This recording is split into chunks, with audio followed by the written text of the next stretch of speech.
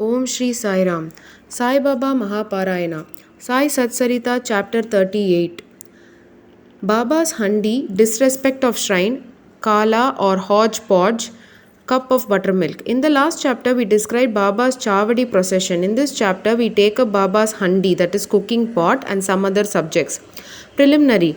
O blessed Sadguru Sai, we bow to you, who has given happiness to the whole world, accomplished the welfare of the devotees, and have removed the affliction of those who have resorted to your feet. By being very liberal and also being the protector and savior of the bhaktas who surrender themselves to you, you have incarnated yourself in the world to oblige mankind and do them good. The liquid essence of pure self was poured into the mold of Brahma, and out of this has come out the crest jewel of the saint, that is Sai. This Sai is Atmaram himself. He is the abode of the perfect divine bliss, and after having attained himself all objects of life, he made his devotees established on the path. Baba's Handi. Different sadhanas, means of accomplishments, are prescribed in our scriptures for different ages. Tapa, penance, is recommended for Krita age, Dhyan, knowledge, for Treta age, Yajna or sacrifice for Dwapara age, and Dan, charity, for Kali, present age. Of all the charities, giving food is the best one. We are much perturbed when we get no food at noon. Other beings feel similarly under such circumstances. After knowing this, he who gives food to the poor and hungry is the best donor or charitable person. The Taittiriya Upanishad says that food is Brahma, from food all creatures are born, and by food they live, and after having departed into food again they enter. When an Atithi guest comes to our door at noon, it is our duty to welcome him by giving him food.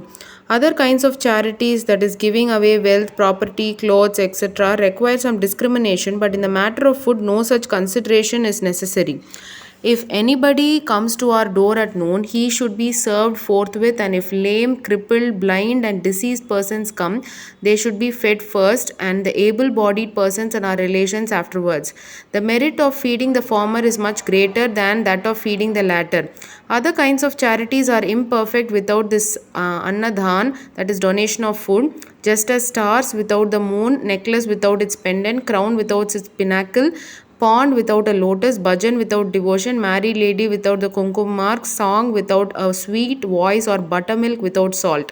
Just as varan pulse soup excels all the dishes, annadhan is the best of all merits. Now let us see how Baba prepared food and distributed it to others. It has been stated before that Baba required very little food for himself, and whatever little he wanted was obtained by begging from few houses. But when he decided to distribute food to all, he made all preparations himself. He depended on nobody and troubled none in this matter. First, he went to the bazaar and bought all the things, corn, flour, spices, etc., paying cash, etc. He also did the grinding. In the open courtyard of the masjid, he arranged a big hearth, and after lighting a fire, he kept a handi over it with a proper measure of water. There were two kinds of handis, one small and the other big. The former provided food for 50 persons, the latter for 100. Sometimes he cooked methi chawal, that is sweet rice, and at other times biryani with meat. At times, in the boiling varan soup, he let in small balls of thick or flat bread of wheat flour, and he grinded the spices on a stone slab and put them thin pulverized spices into the cooking pot. He took all pains to make the dishes very palatable. He prepared ambil by boiling jawari flour in water and later mixing it to buttermilk, and then boiled both together. With the food, he distributed this ambil to all alike.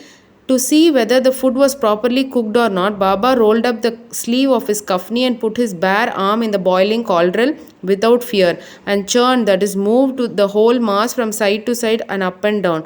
There was no mark of burn on his arm nor fear on his face. When the cooking was over, Baba got the pots in the masjid and had them duly consecrated by the Maulvi, that is Muslim priest.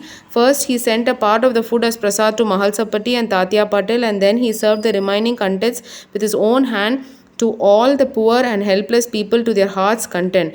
Really blessed and fortunate must be those people who got the food prepared by Baba and served by him. Somebody may raise a point here and ask, did Baba distribute vegetarian and non-vegetarian food as prasad to all devotees? The answer is plain and simple.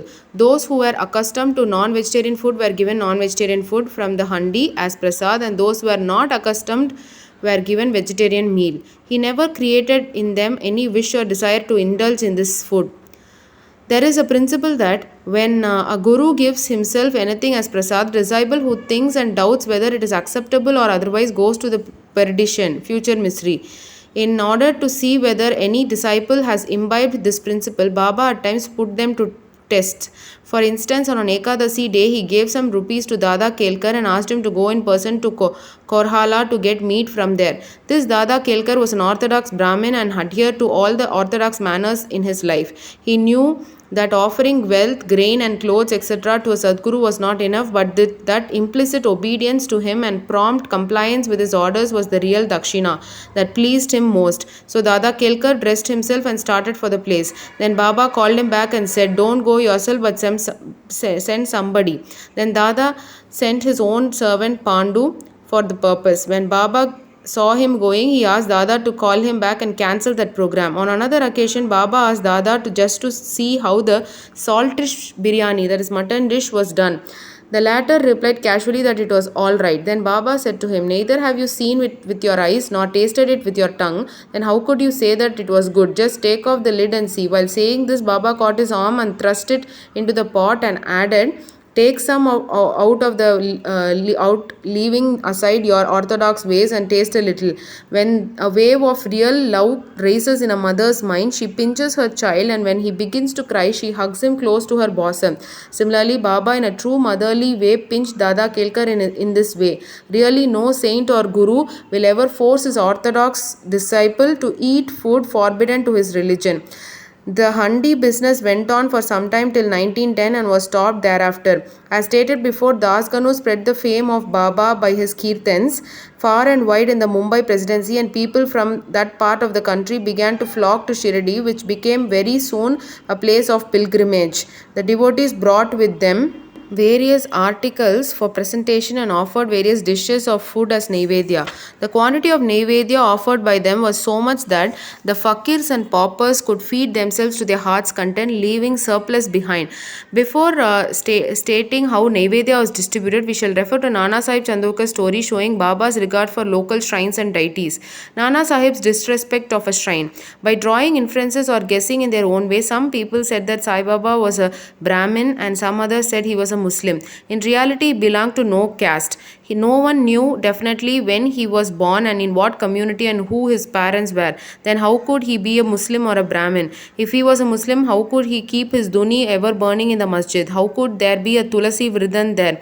How could he allow the blowing of conches and ringing of bells? How could he allow all the different forms of Hindu worship there? Had he been a Muslim, could he have his ears pierced, and could he have spent some money from his pocket for repairing Hindu temples? On the contrary, he never tolerated the slightest disrespect to shrines and deities. Once Nana Sahib Chandorkar came to Shirdi with his sadhu, husband of his wife's sister, Mr. Biniwale. When they went to the masjid and sat before Baba, the latter suddenly got angry with Nana Sahib and said, "You have been so long in my company, then why do you behave like this?"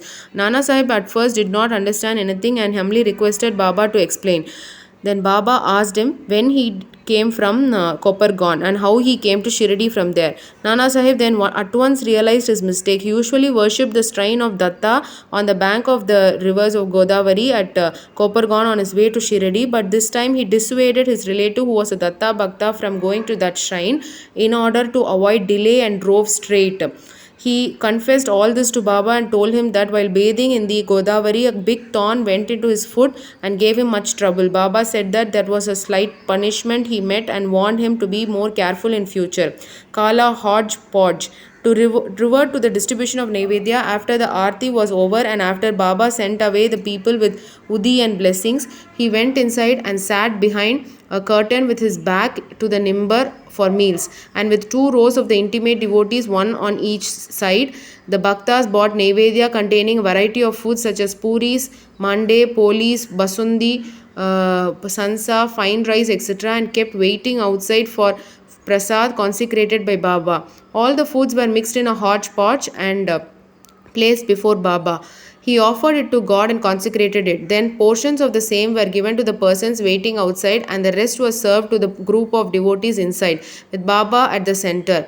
The bhaktas sitting in 2 rows then dined to their heart's content. Baba asked Shyama and Nana Sahib Nimonkar daily to serve the consecrated food to all the persons sitting inside and look to their individual needs and comforts. This they did very carefully and willingly. Every morsel of the food thus partaken gave them fulfillment and satisfaction. Such sweet, lovely, and consecrated food it was, ever auspicious and ever holy.